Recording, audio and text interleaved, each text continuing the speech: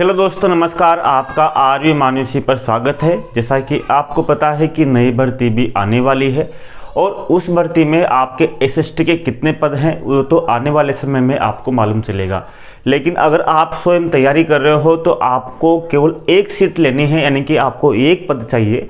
तो एक पद के लिए आप एक हो तो आपके चाहे 10 पद हो या 20 पद हो उससे कोई मतलब नहीं है, या फिर आपकी हज़ारों पद हो, लेकिन आपके एसएसटी की तैयारी बहुत अच्छी होना चाहिए।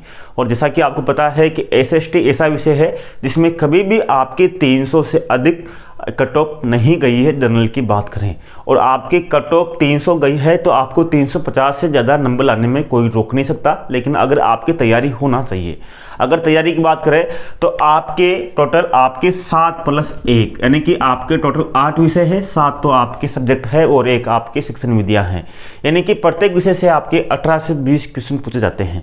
अगर मैं आपके मानूं तो आपके जैसा कि समाजशास्त्र है या फिर आपके दर्शन शास्त्र है या फिर आपके लोक प्रशासन है, ये ऐसे विषय हैं जिनमें से आप 50, जैसे मान लीजिए इनमें से प्रत्येक में से आपके 20-20 क्वेश्चन पूछे जाते हैं, तो 20-20 यानी कि 60 क्वेश्चन आपके इनसे पूछे जाएंगे, 55 से 60। तो इन विषयों में से आप 45 से 50 नंबर आराम से, यानी कि 45 से 50 क्वेश्चन आप आराम से सही कर सकते हो, यानी कि 100 नंबर आप इनमें से आराम से ला सकते हो। बिल्कुल छोटे विषय हैं, लेकिन इन विषयों में आपके लाने के बाद में आपके अर्थशास्त्र है, इतिहास है, भूगोल है, इन विषयों से आपके नंबर लाना बहुत कठिन है। अगर भूगोल की बात करो तो भूगोल में आप सोच रहे होंगे कि हमने शुरू से पढ़ा है, लेकिन बिल्कुल गलत है। अगर आप भूगोल विषय को पूरे प्रश्न पत्रों को उठा के देखोगे तो आपको मालूम चल जाएगा कि वाक्य में ज्योग्राफी है क्या। अगर जिनके पहले कभी बीए में ज्योग्राफी नहीं रही तो उनको थोड़ी ज़्यादा दिक्कत आ सकती है, लेकिन जिनके ज्योग्राफी थी उनको भी दिक्कत आने वाली है। मैं आपको बता रहा हूँ ज्योग्राफी के बारे में।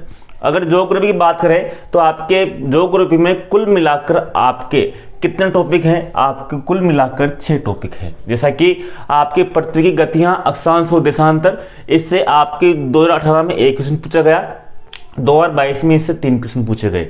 पृथ्वी की आंतरिक भाग, महासागर, महाद्वीपों की उत्पत्ति, भूकंप, ज्वालामुखी, सुनामी, इससे 2018 में 3 क्वेश्चन पूछे गए, 2022 में भी 3 क्वेश्चन पूछे गए। वायुमंडल संरचना, सूर्यताप, दाब, पेटिवा, हवाएं, वर्षण, इससे 3 क्वेश्चन पूछे गए, इससे 2 क्वेश्चन पूछे गए 2022 में। महासागरीय धाराएं, ज्वार यानी ज्वार भाटा, परवार भित्तियां यानी कि मूंगा चट्टाने, इससे आपको 2018 में 2 क्वेश्चन पूछे गए, 2022 में 2 क्वेश्चन पूछे गए। भारत के भूगोल से जो टॉपिक आपके भौतिक विशेषता, जलवायु, मृदा, वनस्पति, जल निकास, कृषि, उद्योग, जनसंख्या, 5 इन दोनों में से 2018-22 में 5 क्वेश्चन पूछे गए। राजस्थान में भौतिक विशेषताएं, जलवायु, मृदा, वनस्पति, कृषि, जल निकासी, खनिज, जनसंख्या, इनसे 5 से 4 क्वेश्चन पूछे गए। यानी कि इस तरह से मान सकते हैं कि भारत के भूगोल से आपके टोटल 19 क्वेश्चन पूछे जाते हैं आपके भूगोल से। इसमें से भारत के भूगोल से 5 क्वेश्चन पूछे जाते हैं और राजस्थान से 4 से 5 क्वेश्चन पूछे जाते हैं। यानी कि 19 क्वेश्चनों में से हम मान सकते हैं कि आपके 9 क्वेश्चन तो आपके भारत और राजस्थान के भूगोल से मिलाकर आते हैं, ठीक है, राजस्थान और भारत के भूगोल से।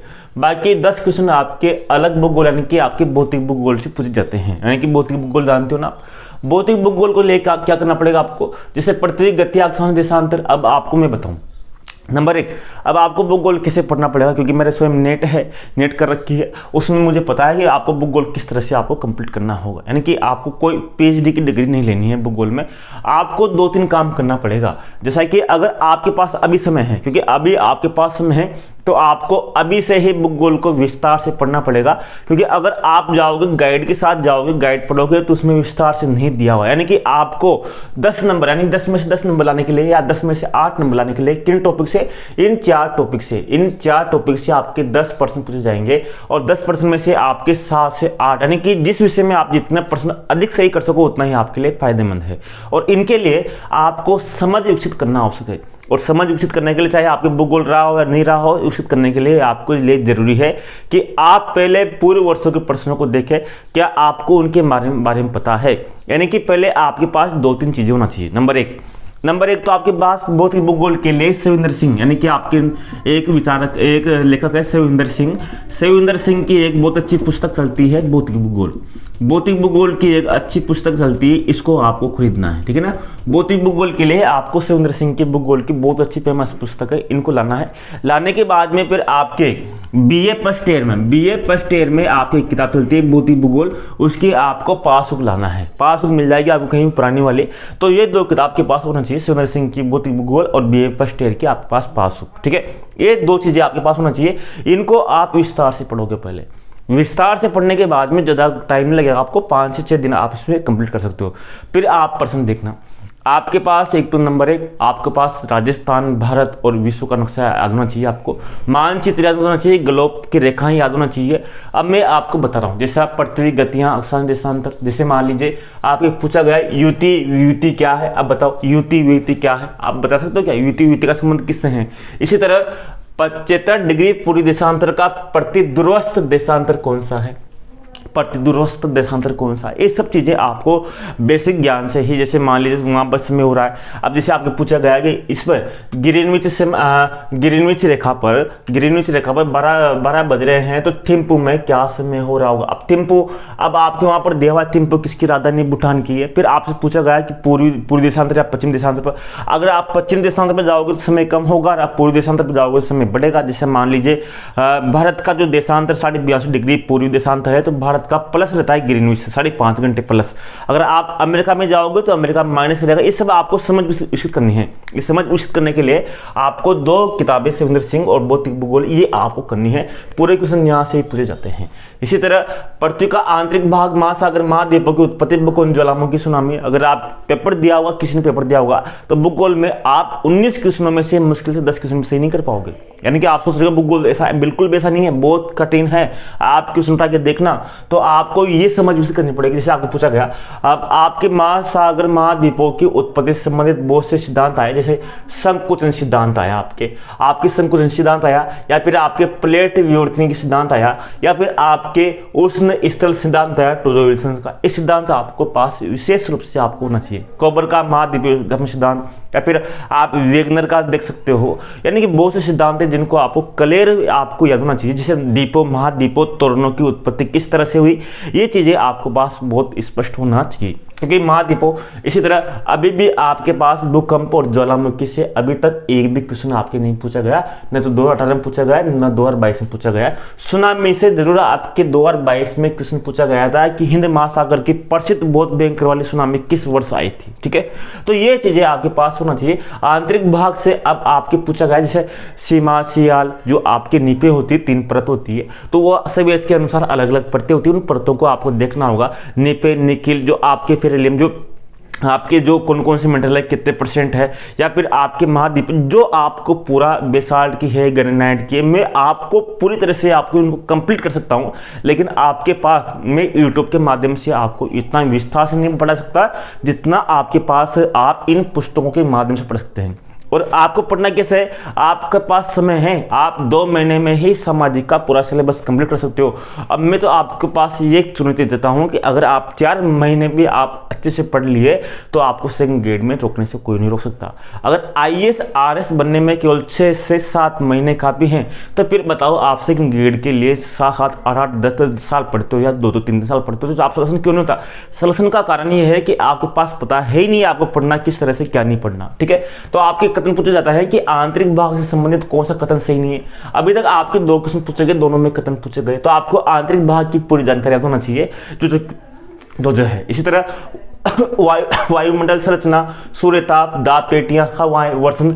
अब दाब पेटियां, हवाएं हैं तो आपको फेरेल का नियम होना चाहिए याद, आपको कोरियलिस ब्रश याद होना चाहिए, आपको कौन कौन से कटिबंध ये याद होना चाहिए, ये सब आपको। संरचना, अब संरचना में आपको जो वायुमंडल जो पढ़ते हैं, सौरमंडल, समतापमंडल, आयनमंडल, बहिर्मंडल, ये तो याद है। लेकिन आपके वहाँ क्वेश्चन में बहुत सी बार आपके इंग्लिश में पूछता है ट्रोपोपोज क्या है, आयनमंडल की ई परत क्या है, ये परतें आपको याद होना चाहिए। यानी कि कहने का मतलब ये है कि ये नॉर्मल चीज़ें हैं, ये तो आपको जीके में मिल जाएगी। कौन सी चीज़ें, ये सब चीज़ें आपको मिल जाएगी, ये वाली आपको लुसेंट की बुक में मिल जाएगी।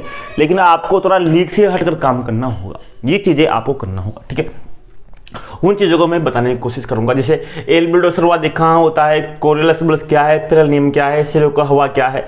इसी तरह महासागरीय धाराएं, जवार, प्रवाल है, जैसे आपको पूछा गया चंद्रमा पृथ्वी पर जो सबसे निम्न ज्वार आता है वो चंद्रमा की कौन सी दिशा में आता है, सूर्य चंद्रमा की कौन कौन से ज्वार में आता है, या जैसे विश्व का सर्वाधिक जो ज्वार आता है वो सबसे ऊंचा फंडे खाड़ी में आता है, या राजस्थान भारत में किस में आता है, कच्छ के जो खाड़ी है वहाँ महासागर धारा है। अब महासागर धारा है तो आपको पता है कि महासागर धारा है कौन, लेकिन आपको पूछा गया कि महासागर धाराओं को उत्तर से दक्षिण के क्रम में जमाइए, या महासागर धाराओं को उत्पत्ति के कारक कौन कौन से, इन चीजों को आपको देखना होगा।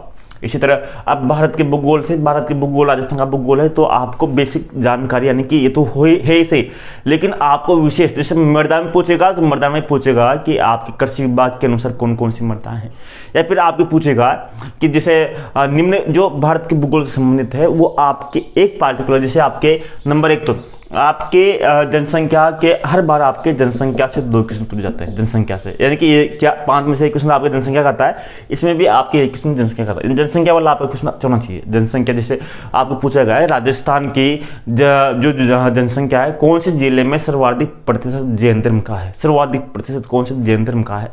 इसी तरह आपके नदियों में पूछा जाएगा, नदियों में जैसे आपके यहाँ पर देखो कहीं भी आपके नदियाँ कहीं भी नहीं दे रखी, देख लो आपके यहाँ पर कहीं भी आपकी नदी यानी कि अफवाह तंत्र नहीं दे रखा, लेकिन आप 2018 और 2022 का पेपर उठा के देखना, यहाँ पर आपके दोनों बार ही अफवाह वाला किस नदियों वाला पूछा गया।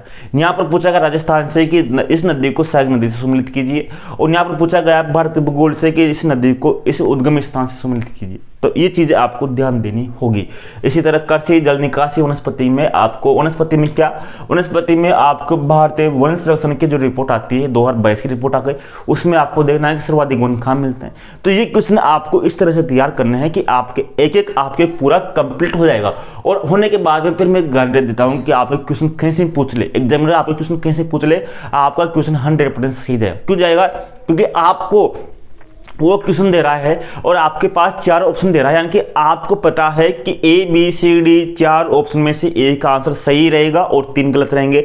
जब आपके सामने आंसर है तो फिर आप आंसर क्यों नहीं ढूंढ पा रहे? कारण है कि आपने पढ़ाई ढंग से नहीं की है। अगर आप पढ़ाई ढंग से करोगे, अच्छे से करोगे, बिल्कुल देखोगे कि कहाँ से किस तरह से पूछा जा रहा है, प्रश्न किस तरह से बन रहा है, तो आपको मैं गारंटी दे रहा हूँ कि आपको कौन रोकेगा। आपने पढ़ाई ढंग से की नहीं, आपने लापरवाही की, किस तरह से पढ़ना है ये आपको देखना है। आपको छोटी मोटी आप इस तरह से चला गया उस समय आप BA में पढ़ रहे हो, यानी कि आप एक चीज तो देखो कि 2022 में आप देखोगे 2022 में जो आपके टोटल 4.5 लाख फॉर्म बनाए हुए आए थे SST के, कितने SST के 4.5 लाख, जिसमें से मात्र 29% उपस्थिति रही पेपर में।